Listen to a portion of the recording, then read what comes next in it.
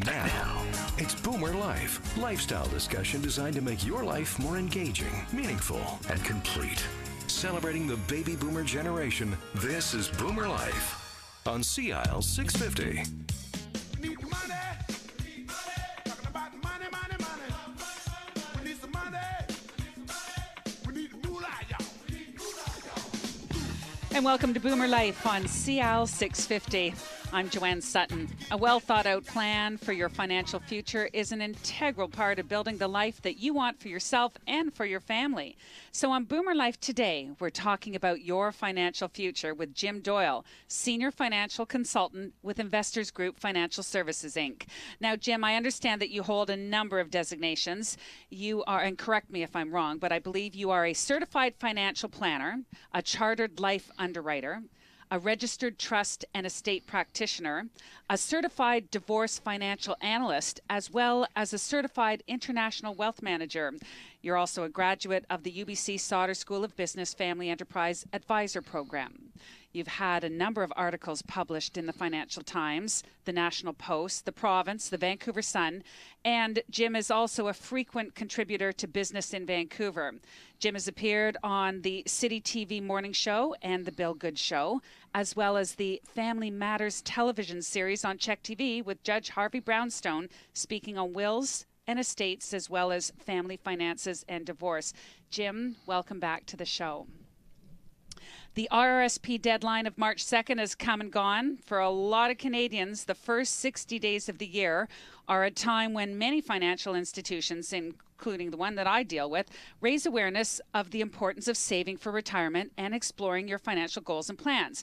Still, for a number of people and couples too, talking about money, about retirement, it's a very difficult thing to do. Why do you think that is? Well, Joanne, some call money the last taboo.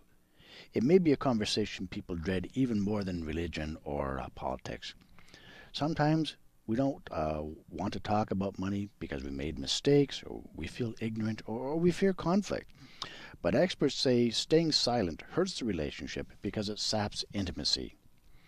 It's been 20 years since Forrest Gump sat on a bench and told us life is like a box of chocolates. You never know what you're going to get, and it's still true. Now, like the first years of a marriage or the months following the birth of the first baby, retirement can be a turbulent time that may test couples. There are changes to morning routines, identities are no longer tied to careers, and they need to get used to the idea that they're now living on a fixed income. Luckily, if they can avoid these mistakes, it's possible to get a harmonious and financially comfortable retirement. I remember one of my favorite couples came to see me some time ago, and they were working on their financial plan. They were reasonably well off, had been married before, and I could tell that they really cared about each other. When I asked them what was their number one goal, they each answered retirement. When I asked them what their retirement was going to look like, they started getting excited, telling me about their travel plans together. And like many couples, they were finishing each other's sentences. When I asked what their travel budget was, one said $15,000 per year, and the other said $30,000 per year. Ah. Seems like there was a little difference that still need to be worked out. Well, it sounds like they were communicating on everything except maybe the actual budget. Do you have any tips for couples at different ages to try and make planning and talking about retirement a little bit easier? How about those starting like in the age group like the 30s and the 40s? Well, I think for those in the 30s and 40s, compare notes with your spouse or partner. What's more important to you? Is retiring early or contributing to your children's education fund? And does your spouse agree? Do you know when they want to retire and what they want to do? Helping couples start these conversations is where an advisor can really help, especially when it comes to raising items in terms of importance to each. And then what would you offer for those people that are in the 50 to 60-year-old range? I'd say in your 50s or 60s, start to take a look at cash flow. You can't possibly plan for retirement until you know what your current lifestyle costs. For a snapshot, go back over the past 12 months. Once you get the whole picture, you'll be able to plan accordingly. And with your partner, agree on your goals, and here's the biggie, make them finite. Say you and your spouse want to buy a place at the beach. You're going to need to identify a location, a price point, and the year by which time you expect to accomplish this.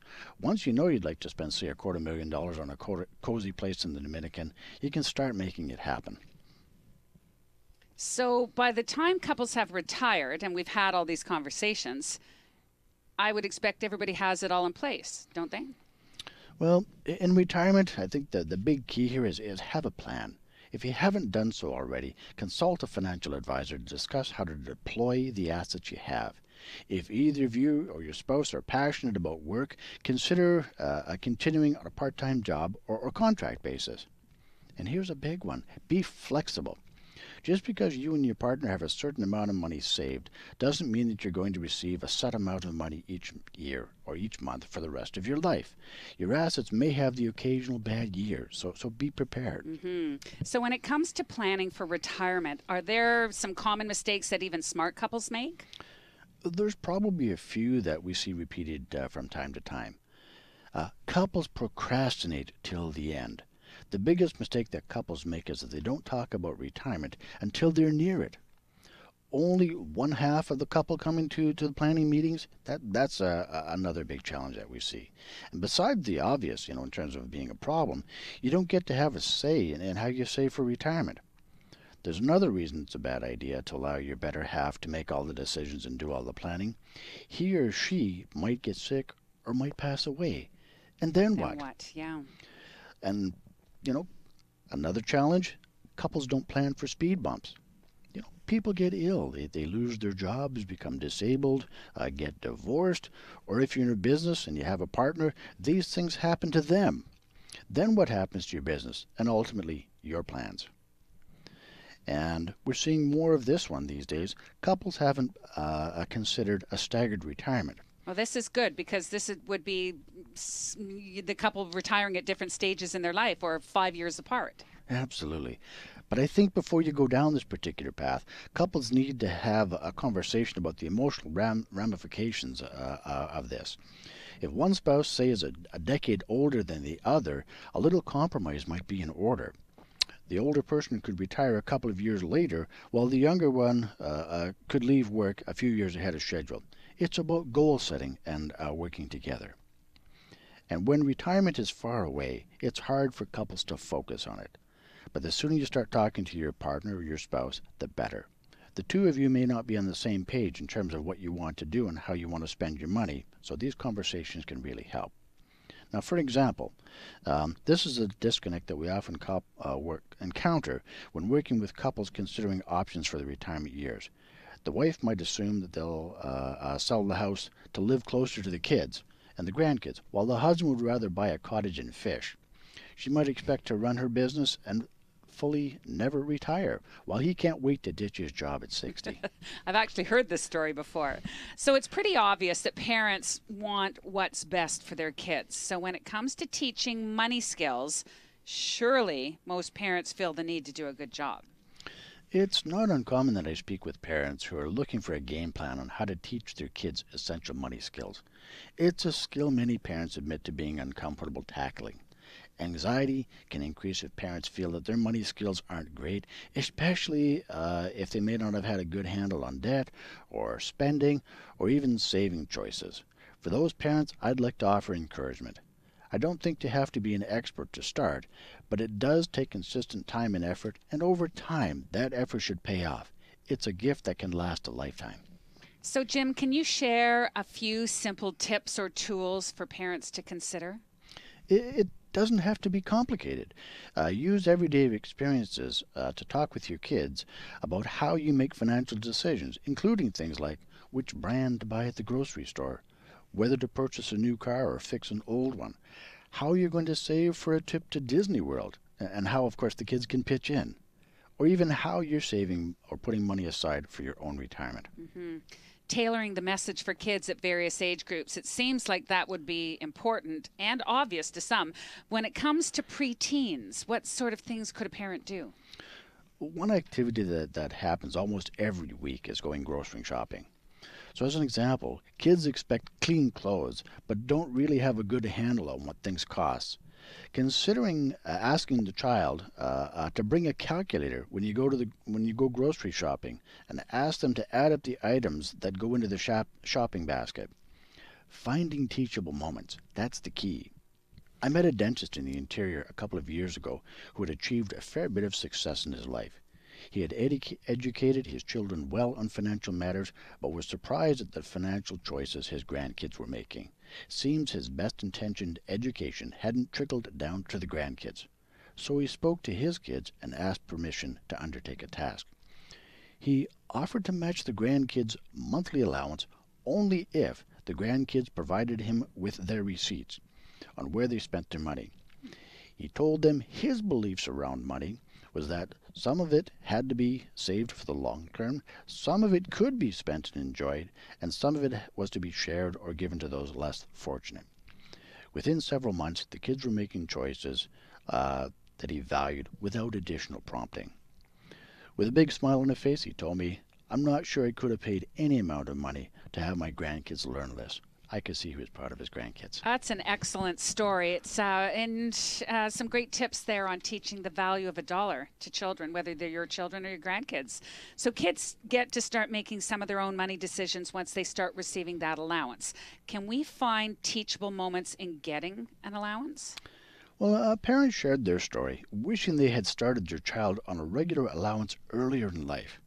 They used to give their preteen money whenever they asked for it, no strings attached. As the child became a teen, the requests for money became more frequent, to the point where they had become really good at asking for it. Now, it came as a shock, but the parent came to the realization that they hadn't taught their child the value of money. In establishing a regular allowance, they set up ground rules on what the allowance was to be expected to be used for. When the child ran out of money, there was no more till the next month's allowance. It was a hard lesson to teach, but it was worth it. Are there some other resources for parents that might want to access more information on this topic? Yeah, there are some wonderful resources out there to help with this, including Junior Achievement, the CA Store, where accountants offer some great tips, and Investors Group, which is partnered with CFEE, which is the Canadian Foundation of Economic Education, to create Money and Youth, a guide for financial literacy. It sounds like you need great people to help implement your plan and ensure that you're on track. You're listening to Boomer Life on CL 650. I'm Joanne Sutton, and today we're speaking with JimDoyle, Senior Financial Consultant with Investors Group. Financial security is a paramount goal for most Canadians. The need for advice has never been greater. Consider working with an advisor to rediscover confidence in your financial future. There's still more to come with JimDoyle, including some thoughts on the changing face of retirement, next on Boomer Life on CL 650. And for more information and to get to know Jim a little bit better, JimDoyle that is, go to his website, jimdoyle.ca, or you can call him toll-free, 1-800-665-7178, or locally at 604-682-5431. We'll be right back. Celebrating the baby boomer lifestyle. This is Boomer Life on CL 650.